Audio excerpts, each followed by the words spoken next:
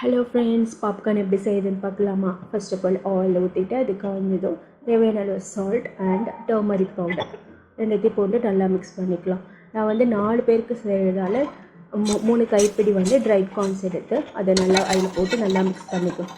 Mix பண்ணதுக்கப்புறம் close பண்ணி வச்சிடணும். ஹை ஃப்ளேமில் வச்சிடணும் ஃபஸ்ட். ஓகேங்களா? ஹை ஃப்ளேம் வச்சு இந்த மாதிரி வெடிக்க ஆரம்பிக்கும்.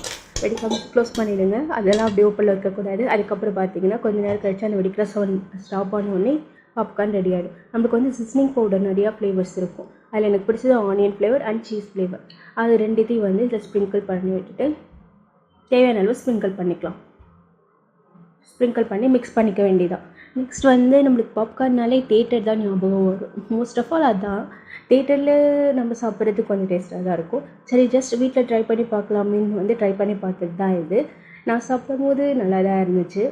நீங்களும் வீட்டில் ட்ரை பண்ணி பாருங்கள், எப்படி இருக்குதுன்னு பாருங்கள். ஓகேங்களா? அவ்வளோதான்.